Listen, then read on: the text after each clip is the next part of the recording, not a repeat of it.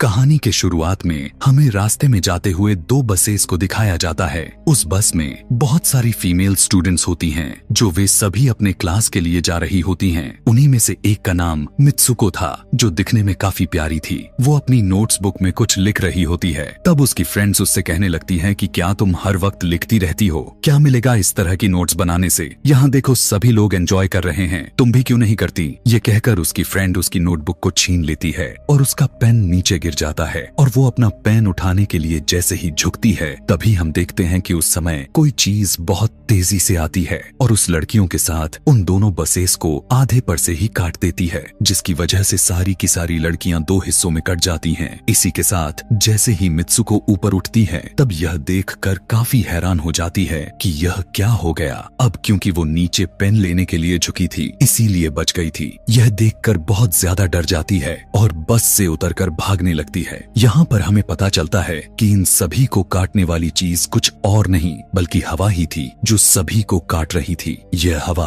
अब मित्सुको के पीछे भी पड़ जाती है। यह देखते हुए मित्सुको चिल्लाते हुए काफी तेजी से भागने लगती है। भागते समय उसे आगे 4 लड़कियां और भी दिखाई देती हैं और वो उन्हें झुकने के लिए कहती हैं, लेकिन काफी देर हो चुकी थी। वो हवा उन्हें भी आधे पर से काट कर चली जाती है। लेकिन उनमें से मित्सुको एक लड़की को बचा लिया था कि तभी इन्हें कुछ साइकिलिंग करते हुए लड़कियां नजर आती हैं, जो कहीं पर जा रही थीं। उन्हें भी ये बचाने की कोशिश करती हैं, लेकिन वो हवा उनके साथ भी वही करता है जो अभी इनके दोस्तों के साथ हुआ। और इसी दौरान वो लड़की भी मारी जाती है, जिसे अभी उस अदृश्य चीज से बचाया था। अब वो यह देखकर काफी डर जाती है और वो इधर उधर भागने लगती है। आगे हम देखते हैं कि मित्सुको जब एक नदी के पास जाती है, तो वो यह देखकर हैरान हो जाती है कि उस नदी में भी पहले से बहुत सारी डेड बॉडीज पड़े हुए थे, जिसने हवा ने यानी उस अदृश्य चीज ने काट दिया था। वहाँ से वो एक डेड बॉडी के कपड़े लेकर चेंज कर लेती है। अगले सीन में हम देखते हैं कि मित्सुको चलते चलते एक स्कूल में पहुंच चुकी है, जहाँ पर और भी बहुत सारी फीमेल स्टूडेंट्स थीं।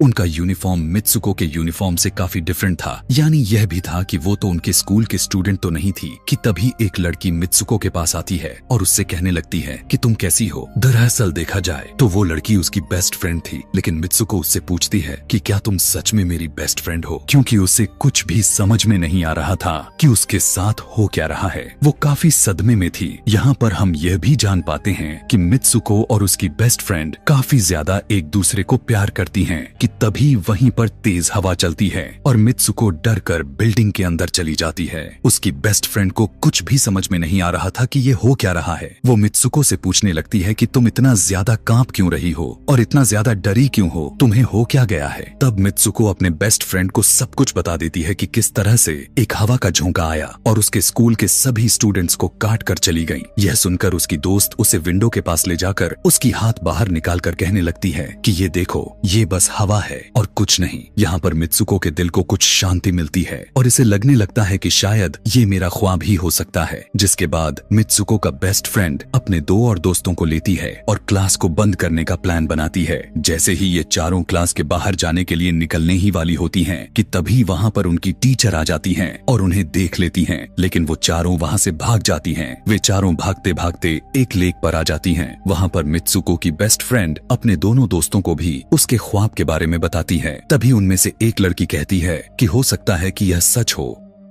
जैसे मिरर वर्ल्ड होती है जहाँ पर इस दुनिया से ऑपोजिट यानी उल्टा होता है। यह कहकर वो तालाब में एक पत्थर फेंक कर कहने लगती है कि देखो, यहाँ पर मैंने तो पत्थर फेंका है, लेकिन हो सकता है कि दूसरी दुनिया में मैंने ऐसा ना किया हो। कि तभी अचानक से उस तालाब में से एक क्रोकोडाइल निकल कर आता है, उसमें से एक लड़की को खा जाता है। फिर वो लड़की कहने लगती है कि देखो, मैंने कहा था ना, जो इस दुनिया में होता है वो उस दुनिया में बिल्कुल भी नहीं होता, और जो उस दुनिया में हो रहा है वो इस दुनिया में नहीं हो सकता। तो इसको भी उसी दुनिया में मगरमच्छ ने खाया है। और यहाँ पर ये देखो, ये तो बिल्कुल सेफ है। उसी लेक के पास एक बिस्तर यानी एक बेड नजर आता है। ये चारों उस बेड से तकिए को उठाकर खेलने लगती हैं कि तभी हम देखते हैं दूर से 2 लड़कियां इन्हें देख रही थीं। उन दोनों लड़कियों में से एक ब्राइडल बनी हुई थी, क्योंकि ये दोनों लड़कियां आपस में एक दूसरे से शादी कर ली थीं। जिसके बाद उनमें से एक फ्रेंड बताती है कि हमें कुछ ऐसा करना होगा जो उस दुनिया में इम्पॉसिबल हो, क्योंकि हमारे किस्मत तो पहले से लिखी जा चुकी है, लेकिन हम इसे बदल भी सकते हैं। जिसके बाद ये सभी लड़कियां अपने स्कूल में वापस आती हैं और नेक्स्ट लेक्चर लेने के लिए क्लास में चली जाती हैं कि तभी मित्सुको देखती है उसके पास एक तकिया पड़ा हुआ है। अब जैसे ही वो इस तकिए को उठाने के लिए नीचे झुकती है कि तभी उसकी टीचर पूरे क्लास में गन से फायर करने लगती है और जैसे ही मित्सुको उस तकिए को उठाकर ऊपर देखती है तो उसके क्लास के सभी लड़कियां मारी जा चुकी होती हैं और यहाँ पर एक बार फिर वो बच जाती है जैसे पिछली बार अपने ड्रीम्स में बच गई थी। मित्सुको की टीचर उसके पास आकर कहती है कि तुम्हारी हिम्मत कैसे हो गई, इस क्लास को बंद करने की, तुम्हारा भी मरना तय है। कि तभी उसी वक्त दो लड़कियां और आ जाती हैं और मित्सुको को बचाकर वहाँ से भागने की कोशिश करती हैं, लेकिन एक दूसरी टीचर वहाँ पर आकर उन दोनों लड़कियों को मौत के घाट उतार देती है। अब जितने भी स्टूडेंट्स की जान बच गई थी, मित्सुको उनके साथ बाहर भागने लगती हैं, लेकिन स्कूल की सभी टीचर्स उन सभी लड़कियों पर फायरिंग करने लग जाती हैं। अब यहाँ पर फायरिंग के दौरान सभी लड़कियां जैसे ही वहाँ से बाहर आती हैं, तो यहाँ पर हवा उन्हें काट देती है। यहाँ पर अब मित्सुको यहाँ पर एक बार फिर से अकेली रह जाती है और वो वहाँ से भागकर क्राउड एरिया से होता हुआ पुलिस स्टेशन में जाती है। वो वहाँ पर सब कुछ बताने लगती है। उसकी यह बात सुनने के बाद पुलिस वाली लड़की उससे कहती है कि लेकिन तुमने स्कूल वाली कपड़े तो नहीं पहने हुए हैं। और जब वो उसके सामने एक मिरर को रखती है तब मित्सुको उस मिरर में देखती है कि वो तो एकदम से बदल गई होती है और लोग उसे मित्सुको के नाम से नहीं बल्कि उसे किसी और नाम से बुला रहे थे। यहाँ पर हमें पता चलता है कि उसकी शादी होने वाली थी। तब वही पुलिस ऑफिसर उसे उसकी शादी के लिए लेकर जाती है। यह देखकर आसपास के लोग उसे कॉन्ग्रेचुलेशंस दे रहे थे। अब जैसे ही वे सभी उसे लेकर चर्च पहुंचते हैं तो मित्सुको को बेस्ट फ्रेंड भी वहीं पर मौजूद होती है। मित्सुको उससे पूछने लगती है कि यह सब मेरे साथ क्या हो रहा है। तब उसकी दोस्त उससे कहती है कि अभी खामोश रहो, हम अभी किसी के कंट्रोल में हैं, बस जैसा मैं कहूँ तो तुम वैसा ही करो। और यह कहते हुए वो उसका वेडिंग ड्रेस पहनाती है और उसे वहाँ जाने के लिए कहती है। अब जैसे ही वो अपनी मैरिज सेरेमनी के लिए आगे बढ़ती है तो वहाँ की सभी लड़कियाँ उसका मजाक उड़ाने लगती हैं। यह देखकर उसकी बेस्ट फ्रेंड एक एक करके सभी को मारना शुरू कर देती है। जिसके बाद जैसे ही मित्सुको आगे बढ़ती है तो उसके ग्रूम की जगह एक ताबूत खड़ा हुआ नजर आता है। उस ताबूत को खोले जाने पर एक बड़ा पिग बाहर निकल कर आता है। मित्सुको उसे देखकर काफी ज्यादा डरने लगती है और एक टूटी हुई बोतल से उस पर अटैक कर देती है। जिसके बाद मित्सुको और उसकी बेस्ट फ्रेंड चर्च से भागते हुए बाहर आ जाती हैं। यहाँ गेट पर भी दो लड़कियां इन्हें रोकने की कोशिश करती हैं, लेकिन मित्सुको की बेस्ट फ्रेंड इन्हें मारकर वहाँ से भाग जाते हैं। उधर मित्सुको दूसरी तरफ भाग रही थी क्योंकि अब उसे लगने लगा था कि उसके साथ कुछ ज्यादा ही गलत हो रहा है। आगे जाने पर एक और मिरर में खुद को देखती है तो वो एक बार फिर से खुद को बदला हुआ पाती है। अब जिस जगह पर मित्सुको थी वहीं पर रेस हो रही थी कि तभी उसके पास कुछ लड़कियां आकर उससे कहने लगती हैं कि तुम तो बहुत अच्छी रेसर हो, खड़ी क्यों हो, भाग क्यों नहीं रही। और जब वो भागना स्टार्ट करती है तब वो खुद में काफी एनर्जी फील करने लगती है। जिसके बाद मित्सुको रेस जीतने की पूरी कोशिश करने लगती है। भागते समय उसे अपने डेड फ्रेंड्स भी नजर आती हैं जो कुछ वक्त पहले उसके स्कूल में मारी जा चुकी थीं। कि तभी उसी वक्त उसकी बेस्ट फ्रेंड भी आ जाती है। तभी ये दोनों नोटिस करती हैं कि वही पिग और वो औरतें जिन्होंने इनको चर्च में रोक रही थीं, वो सभी इन्हीं के तरफ आ रही थीं। भागते समय कुछ लड़कियां मित्सुको से कहने लगती हैं कि इस दुनिया से बाहर चली जाओ। इसके बाद हम आगे देखते हैं कि मित्सुको भागते भागते एक सुनसान अंधेरी जगह पर आ जाती है। वहीं पर कुछ स्टूडेंट्स नजर आती हैं जिन्होंने यूनिफॉर्म पहना हुआ था। वो सभी लड़कियां मित्सुको से कहने लगती हैं कि हम सभी मरे हुए हैं और तुम्हें भी मार देंगे। लेकिन तभी मित्सुको की बेस्ट फ्रेंड वहाँ पर आकर उस लड़की को मारकर वहाँ से मित्सुको को भगा ले जाती है। मित्सुको की बेस्ट फ्रेंड उसे अपना नाम जोर जोर से पुकारने के लिए कहती है, जिस पर मित्सुको अपना नाम जोर जोर से लेने लगती है। इसी के साथ मित्सुको अपना असली रूप में वापस आ जाती है। उसकी बेस्ट फ्रेंड उसे अपना हाथ दिखाते हुए कहती है कि प्लीज मेरे हाथ में जो वायर लगी हुई है उसे बाहर खींच दो ताकि मैं इस दुनिया से बाहर जा सकूं। लेकिन मित्सुको को डर भी था कि कहीं यह वायर खींचने से उसकी जान न चली जाए। और क्योंकि मित्सुको अपने बेस्ट फ्रेंड को काफी ज्यादा प्यार करती थी इसलिए वो ऐसा नहीं करना चाहती थी, लेकिन ज्यादा उसे फोर्स करने पर वो उसकी वायर्स खींच देती है।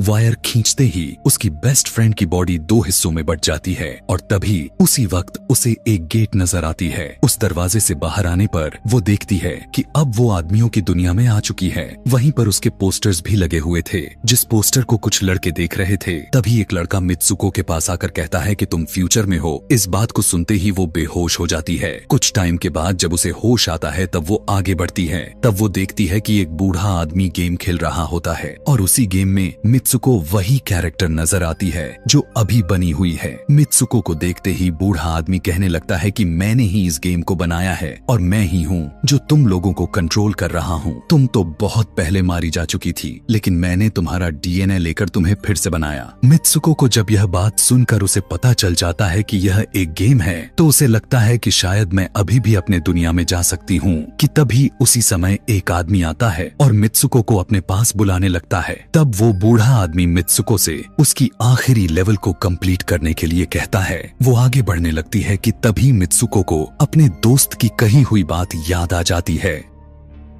कि अगर हम इस दुनिया में कुछ ऐसा करेंगे जो दूसरी दुनिया में इम्पॉसिबल हो तो तुम इस गेम से बाहर आ जाओगी। और इसी के साथ वो इस आदमी का गला दबा देती है और कहने लगती है बस करो हमारे साथ खेलना। यह कहकर मित्सुको उस बूढ़े आदमी की छड़ी को उठाकर अपने पेट में घुसा देती है, जिस वजह से उसकी मौत हो जाती है। और यहाँ पर हम देखते हैं कि बूढ़ा आदमी यह सोच भी नहीं सकता था कि मित्सुको ऐसा कुछ कर सकती थी और इसी के साथ उसकी डेस्टिनी पूरी तरह से चेंज हो जाती है। वो इस दुनिया में यानी गेम में तो मर चुकी थी, लेकिन असली दुनिया में वो अभी भी जिंदा थी। आगे हमें ये भी दिखाया जाता है कि मित्सुको के बाकी के कैरेक्टर्स भी किसी न किसी वजह से अपने आप को मार लेते हैं और अब वे सभी गेम का पार्ट नहीं थे। अगले सीन में हमें मित्सुको को बर्फीले जगह पर लेटा हुआ दिखाया जाता है और अब वो अपने रियल वर्ल्ड में आ चुकी थी। और इसी के साथ यह दिमाग घुमा देने वाली कहानी यहीं पर खत्म हो जाती है। आगे और भी ऐसे ही एक्सप्लेनेशन मूवीज देखने के लिए कमेंट में नेक्स्ट लिखना ना भूलें। Thanks for watching.